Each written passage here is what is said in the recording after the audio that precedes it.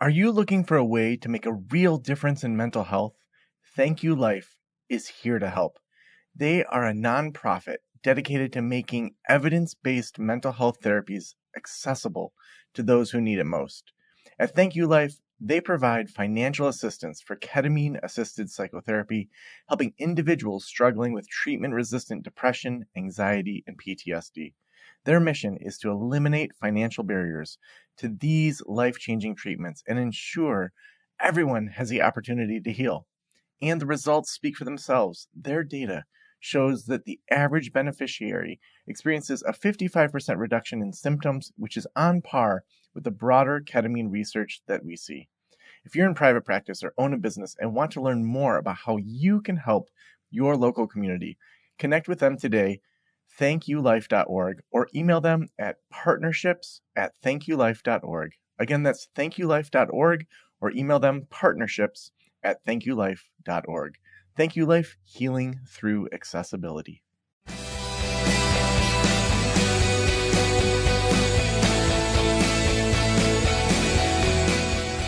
This is the Practice of the Practice podcast with Joe Sanok, session number 1038.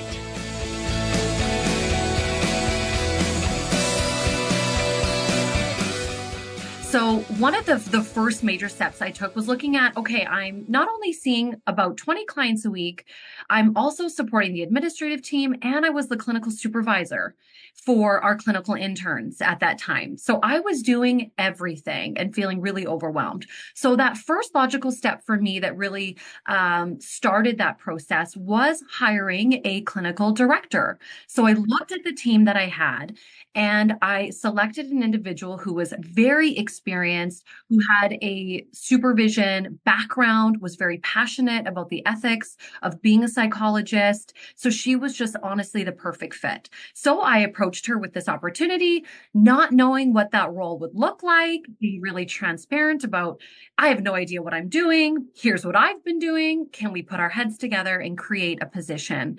And so we took that senior psychologist, we rolled her into a leadership role as a clinical director, and she took over the supervision tasks. And then I went to hire a second clinical director that focused on the child needs within our business and really growing that part of the company. And then I eventually hired a director of people and culture to support me in supporting the team.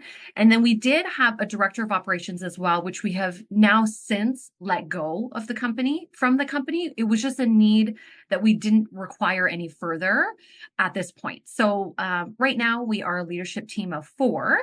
And as the CEO, over the last 18 months, I was able to step away from client work and truly have nothing but time freedom. So I run 2 meetings a month with our leadership team and our administrative team, and I run our payroll.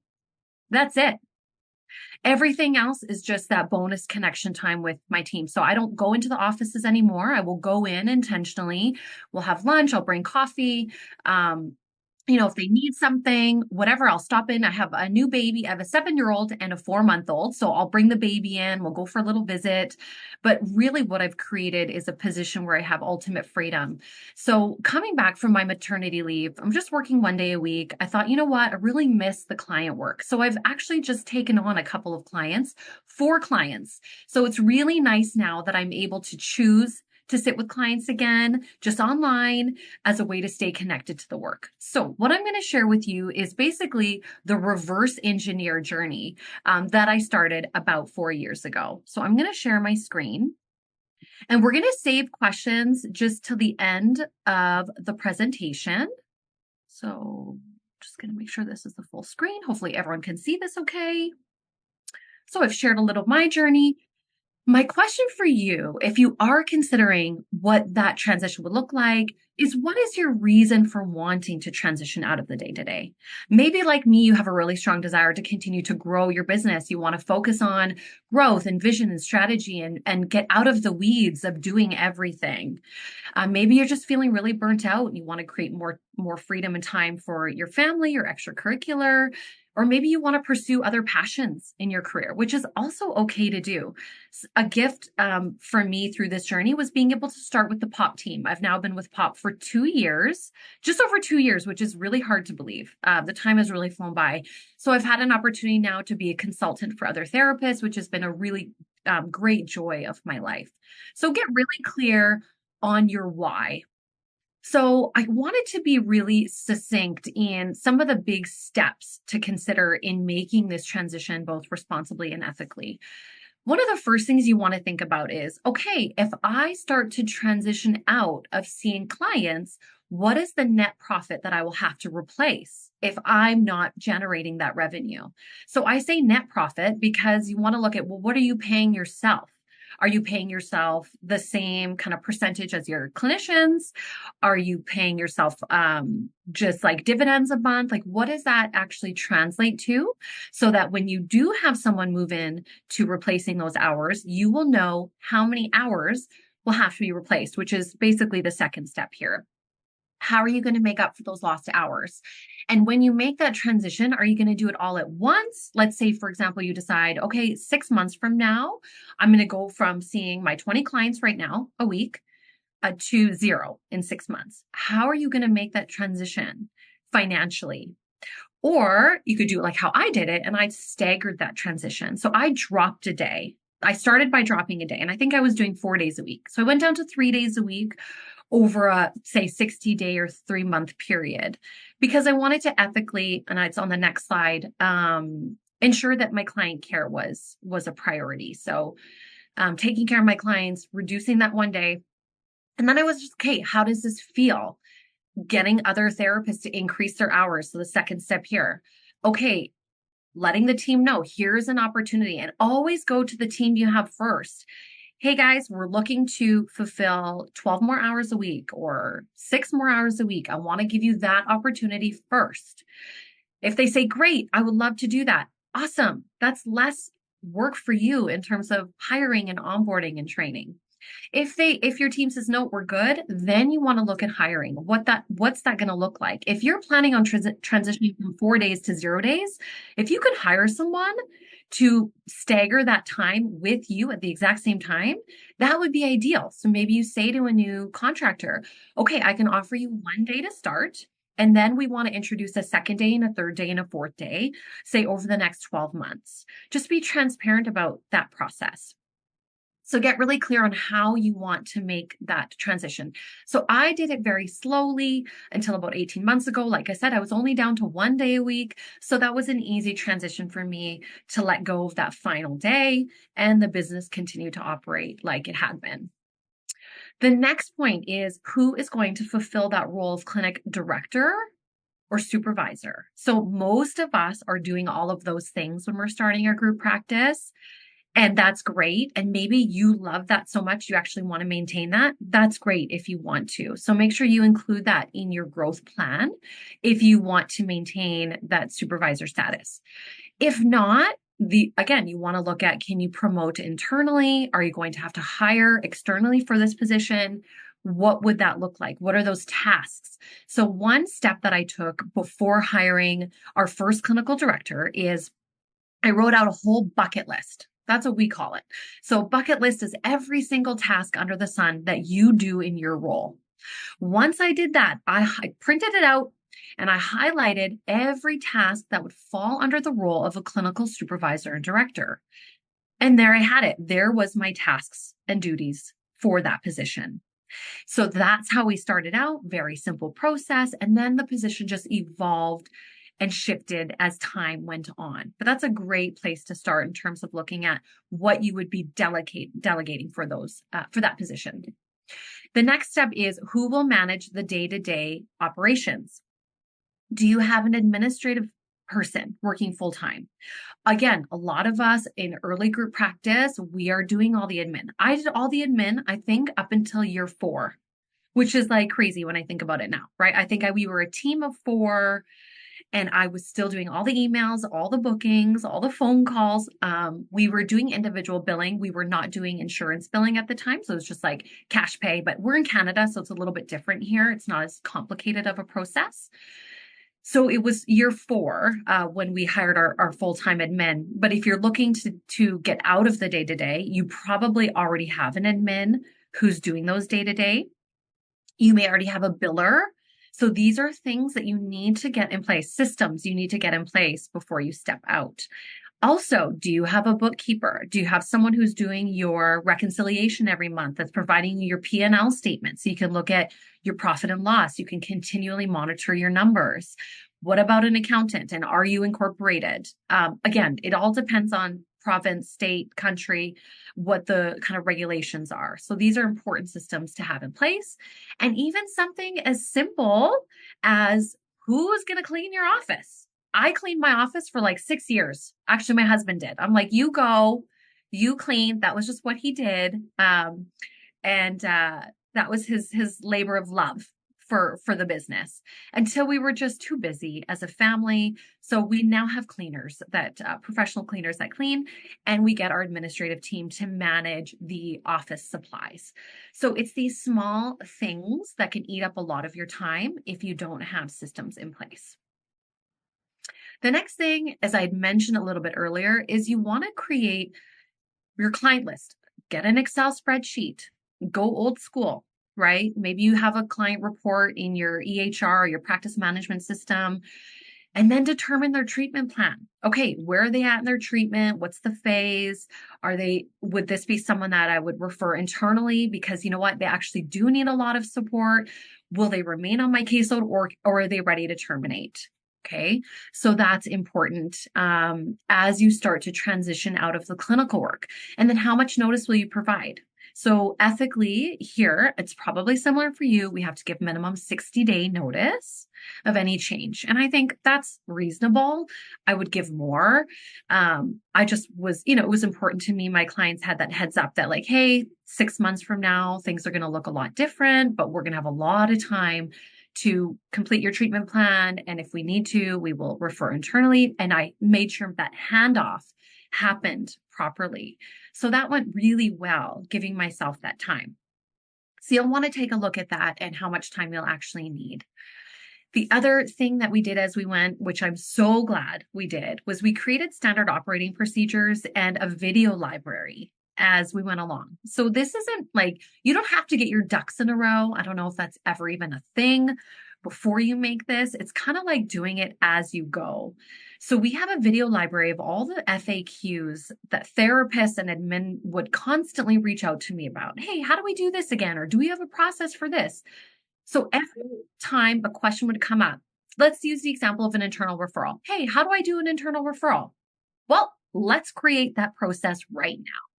It's 6 steps. How does this look? I would have the clinical directors look at it. Yep, this is great. It's all ethical. There's our process. And every time a question was asked, we created a process. That's how we do it. So now we have like 40 standard operating procedures or something like that, maybe even more of just everything you can think of.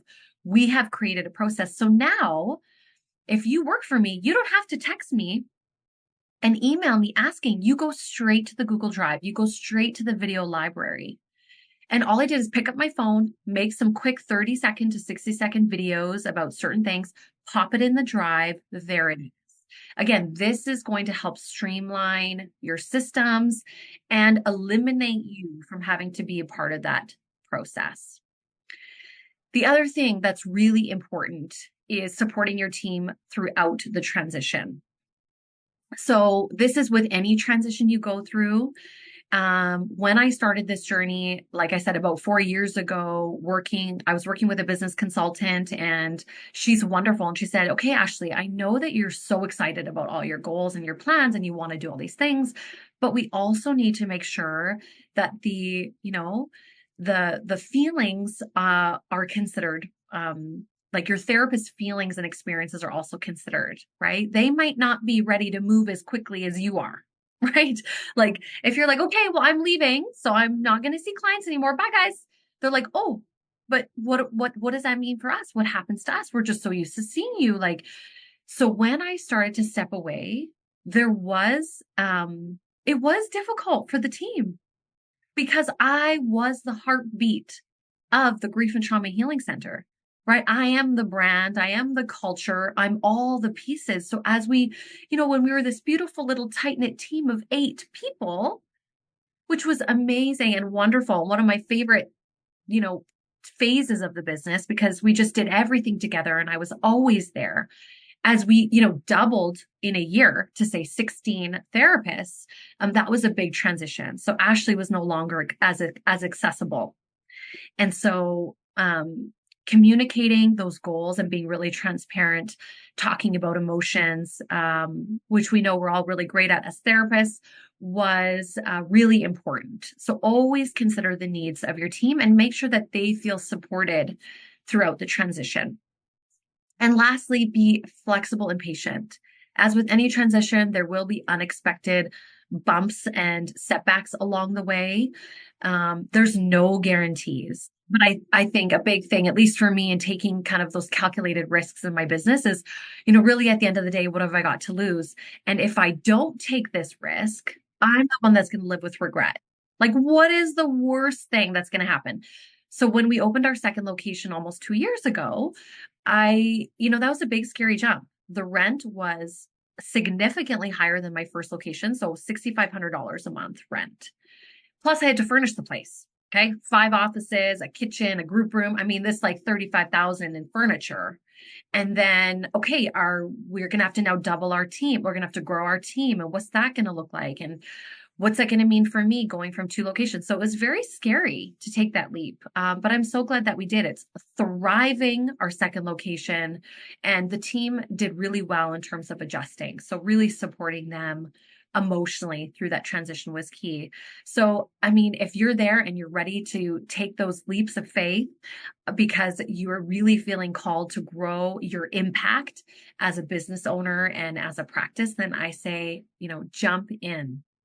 So plan ahead. Give yourself at least 12 to 24 months to fully transition, unless you're just ready to go and you've got it all figured out and you've got a team to step in. But I think this is a reasonable amount of time that would feel comfortable. And you might actually extend that. Like I said, it took me like 4 years, but I wasn't really planning. I wasn't like, okay, I'm going to do this and then this. And then, by this time I'm going to be out. It just happened that way. But I did start to make that transition about 4 years ago, and it felt really good to create that time freedom for me, which was really key to what I was looking to do as kind of moving into that CEO position. So now let's imagine we're taking this transition. Here are some things that you want to consider leveraging with your newfound freedom. I think it's really important that we create a weekly and monthly flow of your work schedule with business development as a priority. So we use Trello. I don't know if you use Trello to create little boards. It's free. It's a great tool for creating a schedule. So I have my daily, weekly, bi-weekly, monthly, annual tasks, and it has a little checklist. So you can check things off every month. And it's a really great way also to batch out when and how you do things. So for example, let's say you're vetting your social media. Maybe it's Wednesday mornings. You vet all the social media posts that are going to go out the next week and you batch those things out.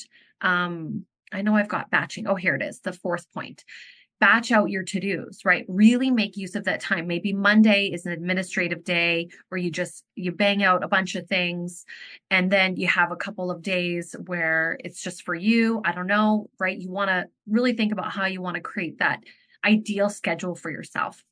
Another point is you want to determine what your salary would look like. Are you going to pay yourself what you were paying yourself as a clinician? And just recognize that even though you may not be generating income, you can still afford to pay yourself that wage through a dividend or a salary, whatever that looks like for you. Just make sure that as you're monitoring your numbers, that you can afford to be that CEO without generating revenue. Okay. Schedule much deserved play into your week. This is important because this is often neglected, especially as business owners, entrepreneurs. We never really turn our brains off. We're always just working hard and always constantly thinking of ways to grow our business. So it's easy to then fill that space with other things, which is great. But if you have that time, schedule it right into your calendar. That's what I do. So the team at Pop knows that I love playing hockey. I'm a true Canadian over here. So I play shinny through the week. If I can do a Monday shinny at 11 a.m., that just makes my life. So if I can be on the ice a couple days a week and schedule that in throughout the workday, that's a win for me. It might also be things like another thing that's important to me is I drop off my son at school in the morning and I pick him up. So, I've created a schedule that works really well for my family. I don't work evenings. I don't work weekends. I don't commit to things outside of that kind of boundary time. That's really important. And the other thing I do now in the business is I do all the corporate workshops and trainings. So because we specialize in grief and trauma, we get multiple requests to go into large companies. So for example, next week I'm doing one with Alberta Health Services, which is, a large organization here in Edmonton. So I'll be going in and doing a 2-hour grief and suicide training for them. I love to facilitate. I love to train. So I do most of the corporate work, which also is a higher level of pay, and it still generates some income for the business. The other thing you want to think about is determine how you'll stay connected to your team.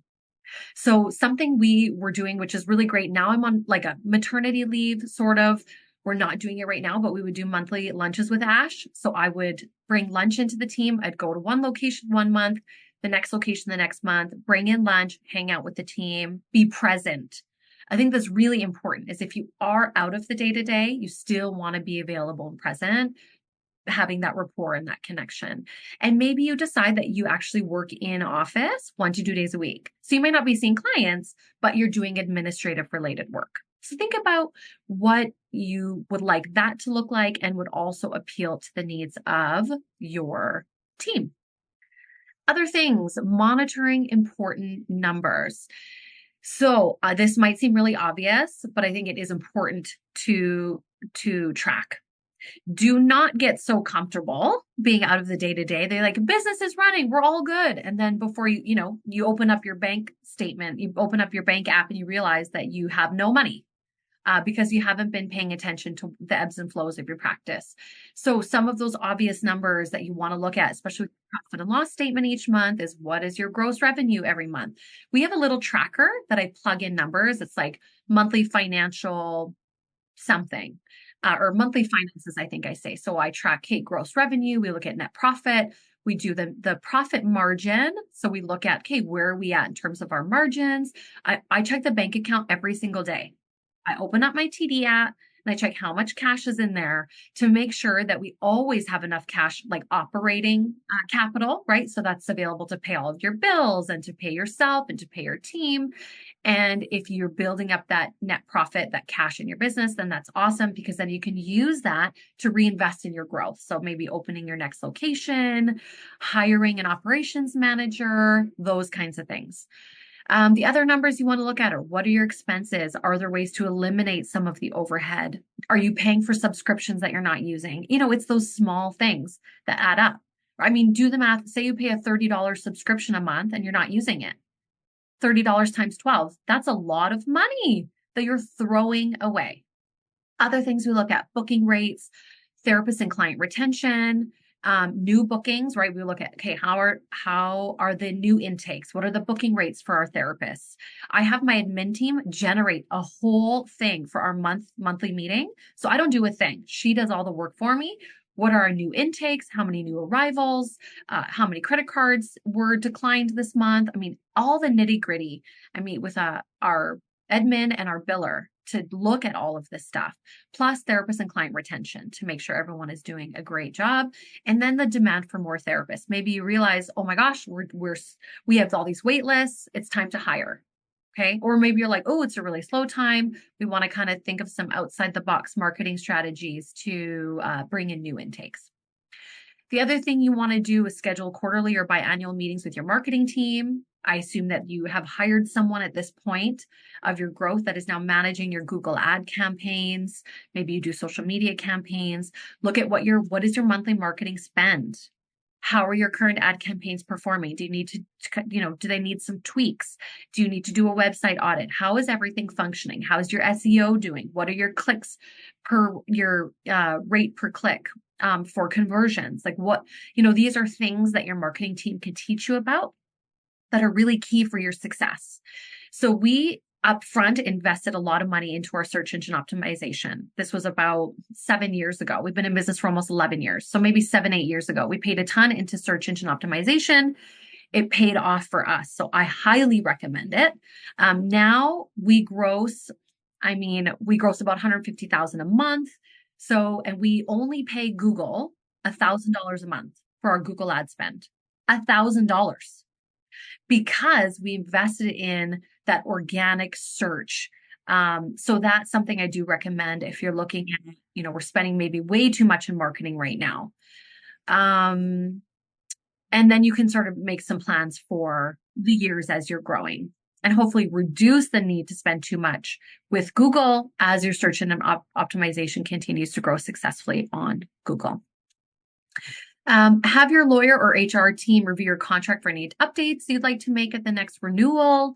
Again, as your company grows, your liability grows. So when I started out, a friend of mine, she had a practice. I was like, anyone have a contract I can use? She's like, here we go. I don't know legal jargon. I'm like, great, this looks nice. And I had my contractor sign. And then I was like, hey, no, I have to get serious about these things. So I paid my lawyer crap ton of money. It's like $5,000 for legal contract agreement, employee agreement, so that I knew I was protected. So you want to always consider your liability. And then the last thing here, review your gross revenue growth and net profit growth each year and determine what shifts you'd like to make the next corporate year to allow for sustainability and growth. Again, how much did you profit at the end of the year? Are you looking to grow? Anytime we grow and reinvest our cash, we can expect that, the year's not going to look as great for us because of growth. That's not a bad thing. So you might not profit as much the next year, but we know that investing in our businesses is necessary if we want to take it to that next level. And you can always talk to your accountant.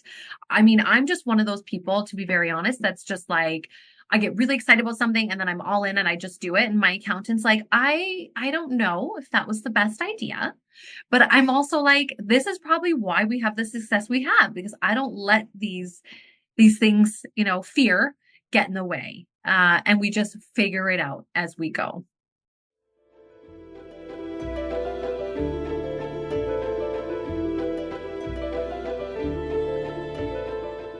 I am so excited about Alma. When I had my private practice, I struggled building my caseload, attracting the right clients, managing the business side. And honestly, one of the reasons I didn't take insurance was it was so difficult to navigate. So many of my consulting clients deal with these problems as well. And Alma supports clinicians in building rewarding private practices with simplified insurance credentialing in under 45 days, enhanced reimbursement rates, and guaranteed 2-week payback. Plus a free profile in their searchable, filterable directory, making it easy for clients who are the right fit for your practice to find you. Learn more about how Alma could support your private practice at helloalma.com/Joe. That's hello, ALMA.com/Joe to learn more. Future growth considerations. So assess what tasks you'd like to keep and which you'd like to delegate. So you might decide, okay, I've got this awesome team, but man, I'm really bogged down with these random tasks. Okay, so start to look at maybe hiring again. What are the other positions that you can move people into in terms of leadership? For us, it was like director of people and culture, director of operations. Maybe it's a social media manager. Maybe it's a biller, so that you can continue to move out of the day-to-day. And then with all this freedom, you can look at things like opening multiple locations, expanding your practice, introducing other services. Maybe you start a podcast like, Joe. Maybe you start to do some consulting on the side. Maybe you really step into that corporate world, or maybe you want to do some coaching. There's all sorts of opportunities we have as therapists. Maybe you want to write a book and do speaking. What other passions do you have that could leverage brand awareness in your community? So something I started in honor of my dad's 10-year anniversary of his death is I started an annual fundraiser called the Hope Campaign. So every year we choose a local nonprofit or charity to raise money for. So we've raised almost $50,000 for local charities. I'm so passionate about philanthropy. So now, because I'm not in the day-to-day, I can really focus on raising money for worthy causes in our community. And there's really no gain to us financially going and doing that, but the gain is that brand awareness. So when we held our Hope Brunch and we had, it sold out at like 200 people and people are buzzing about this campaign and we supported this beautiful nonprofit. It's an awesome way to leverage your brand and get people to get in front of people to talk about what you do. So that was very cool. Also, if you are planning to exit your business in the future, right? This is also a possibility, my friends. It's something I think we don't talk about often enough. Like, what if I wanted to leave my practice? What if I want to sell it? Great. Joe talked about how he sold his and he moved into starting the practice. So here are a couple things you want to think about. You're going to determine your EBITDA, your earnings before interest, taxes, deductions. No, I forget what it is. And amortization. What is the D? Anyone know? Just Google it. You want to determine your EBITDA, which is essentially it's another number that's like a net profit that takes into consideration of taxes, amortization, that kind of thing. And then you aim for a multiplier of three to four times. So let's say your EBITDA is $100,000. You plus your assets. So say you have 50,000 in assets. That would be your website, your Google ads, your brand awareness, your furniture. Let's say you've got 50,000 in assets and then 100,000 is your EBITDA. You'd be looking at say 300 to 400,000 plus the 50. So 350 to 450,000 would be a good sale price. Now, one thing to remember though, is that what you value your business at is not necessarily what others will value it at. I read an awesome book by Annie Duke, highly recommend it. It's called Quit. Brilliant. It talks all about business owners that are exiting their companies and how because we pour all the blood, sweat, and tears into our hard work, sometimes it's really hard for us to part with our businesses because other people don't value it the way that we do. So I might say, my company is so successful, I value it at $1 million. And then, a company's going to come along and say, well, no one's ever going to pay you for that, right? Here are the numbers. Here are the assets. Here's the most I'm willing to pay. So we also have to look at what is the value of what people are actually willing to buy it for. And if you're ready to move on, does that feel like a win-win for you? So it's just something to think about if you are planning to exit your business at some point. And an asset of being out of the day-to-day is you say, hey, this business runs without me. So when you step in as the new business owner, you step in and take on the 3 or 4 major tasks that I do. Right there, you're not the clinical supervisor. You're not seeing 20 clients a week. You're not the biller, the administrator. So those are all things to think about. Okay, so my last question for you, and then we'll jump into our Q&A, is what is that first step that you're going to take to begin this transition? So if you're already there and now you're even more excited, just make that commitment to yourself. What step am I going to take to begin transitioning out of the day-to-day? And now we'll have our Q&A.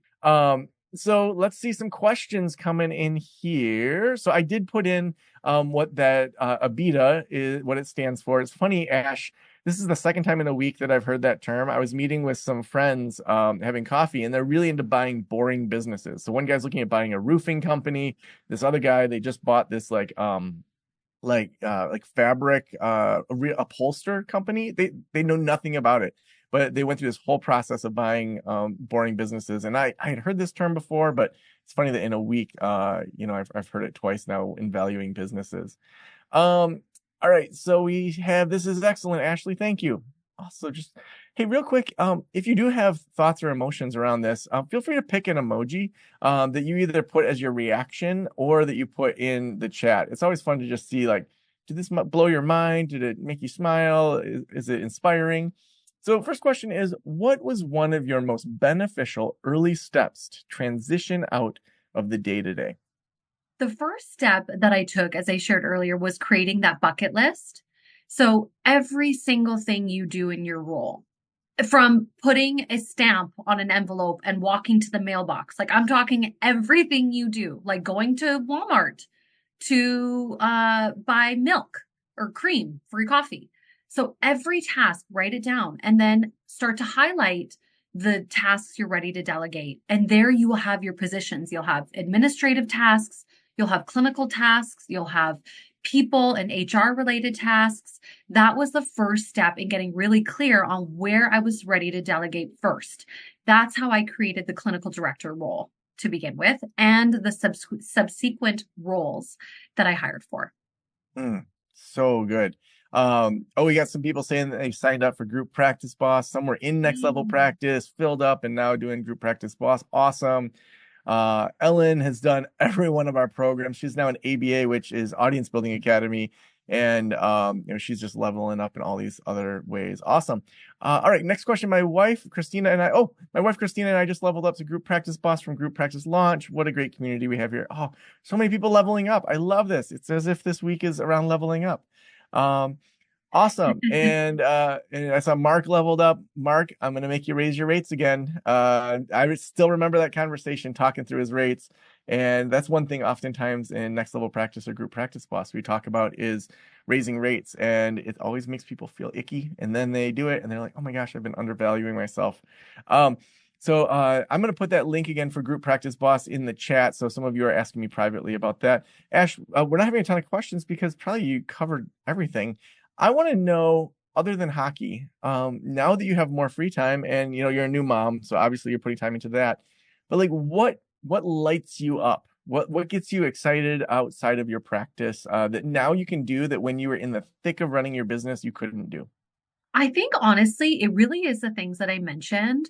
I really love that now when I'm working with the couple of clients that I've recently taken on, that I've done that with intention. That feels really good for me. It's not out of necessity. So me seeing clients for clients is because I love the work that I do. It's the reason why I started the company.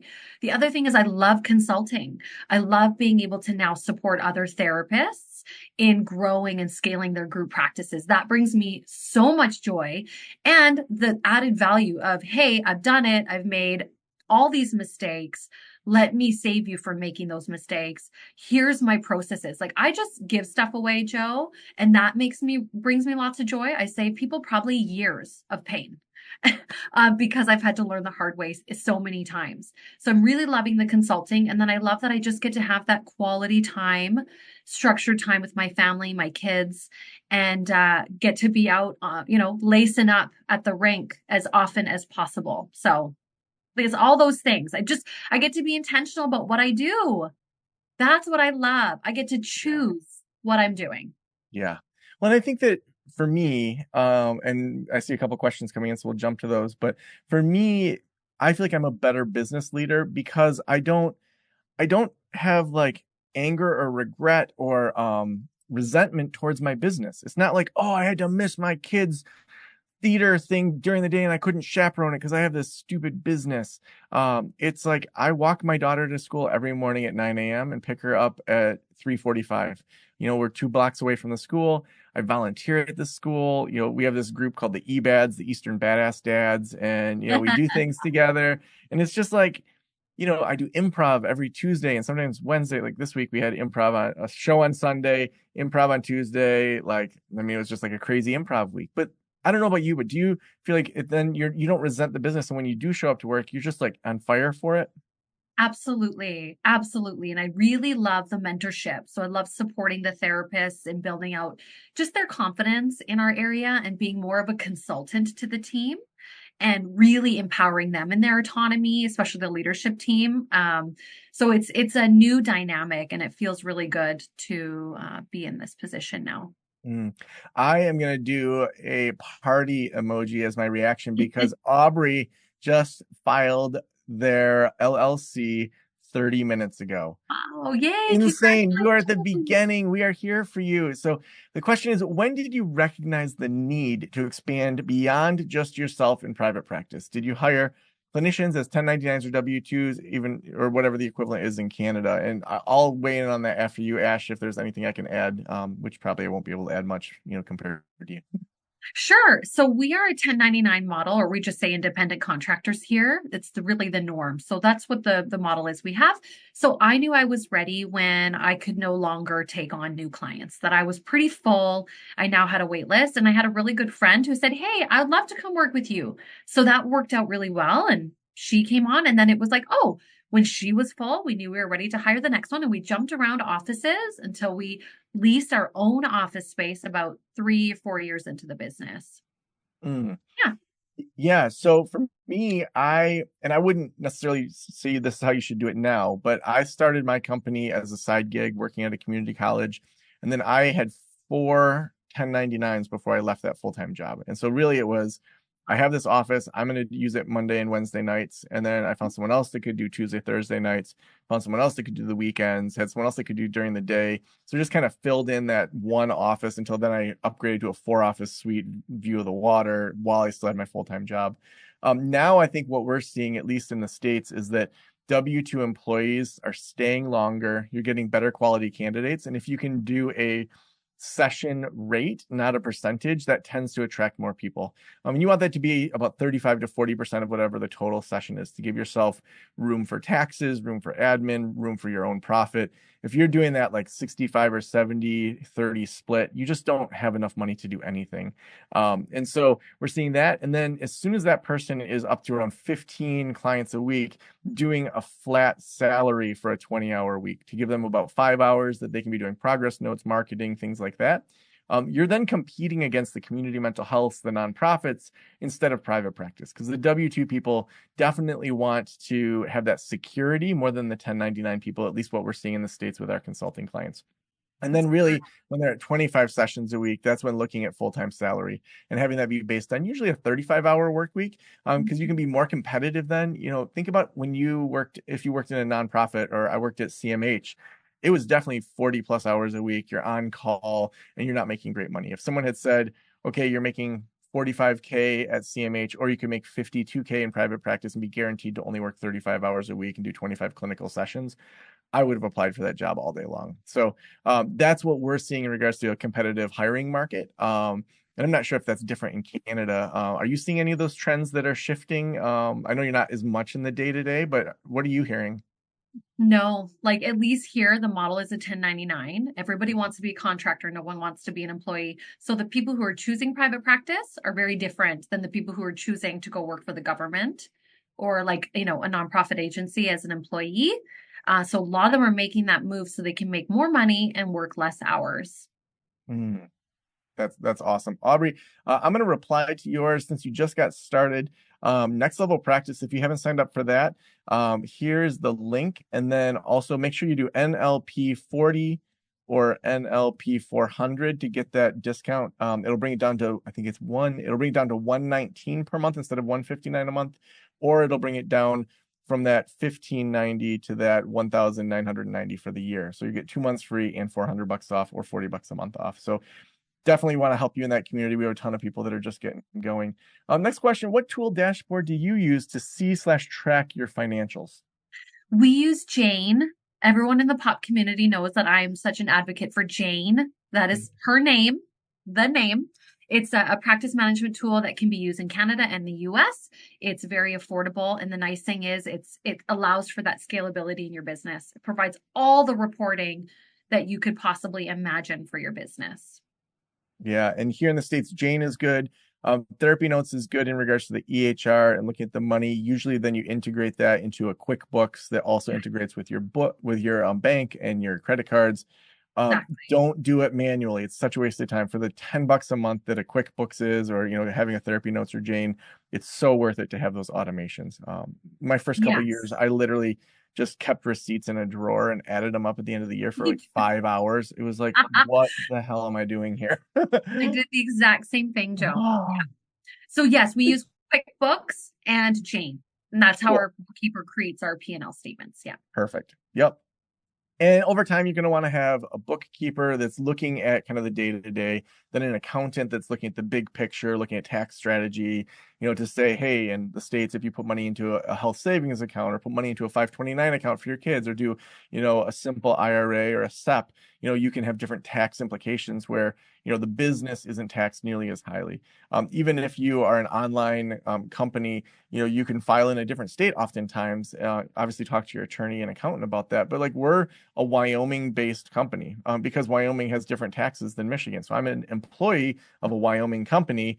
I pay Michigan taxes as the employee, but not as the full corporation. And so A good accountant can help you look at, if you're just like a local Michigan counseling practice, like that would look super sketch if you're out of Wyoming. But if you have an online business like myself, you can do those tax strategies and an accountant can help you with that. All right, we have Joe. I'm loving the content through this entire series. Yeah, I've seen you in a bunch of these. I'm glad you're here. Talks I specifically signed up for. Wanted to know what would be a good fit for us in terms of membership, as I have a group practice, but we only have 2 life and relationship coaches who work part-time. I want to hire therapists now and admin staff. I'd love to hop on a call to discuss, as my goal this year is to scale up our practice. Absolutely. That's why next week we have 3 times. Anyone that's like, I feel like I should be in this community, I'm not sure, I don't want to sign up and then do it wrong, we work with you. So if you do sign up for the wrong one, even if we realize it a week or 2 in, we just figure it out. If we need to refund you, if we need to change it, we make it super easy. Jen and Kate and myself walk you through that whole onboarding process. Next week, I am going to be doing Q&As specifically around kind of your questions on membership. Hearing that, though, you already have hired, you are a group practice boss. And so group practice boss would be best for you. You then also have access to group practice launch. So that entire program you can go back through as part of your membership in a group practice boss, and you get access to next level practice. So a really great thing if you already are an established group practice. I know that we're already at the end of our time. Ash, thank you so much for hanging out with us. This was amazing. You are such a rock star. Glad that you're back from maternity leave, and talk to you soon. Bye. Thanks, everyone.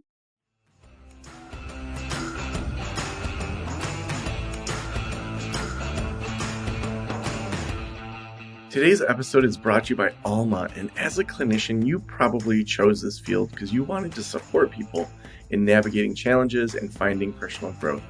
I know for myself, the paperwork, the logistics, all of that got in the way of doing the actual clinical work that I absolutely loved. But many mental health care providers end up spending almost as much time on billing, insurance, and other documentation as you do in seeing sessions with clients. That's where Alma can help.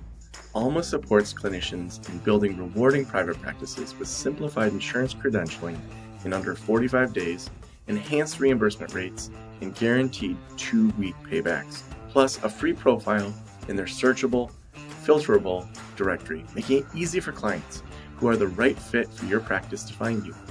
Learn more about how Alma can support you in building a thriving private practice at helloalma.com/Joe. That's helloalma.com/Joe to learn more. Special thanks to the band Silence is Sexy for that intro music, and this podcast is designed to provide accurate and authoritative information in regard to the subject matter covered. It is given with the understanding that neither the host, the producers, the publishers, or guests are rendering legal, accounting, clinical, or other professional information. If you want a professional, you should find one.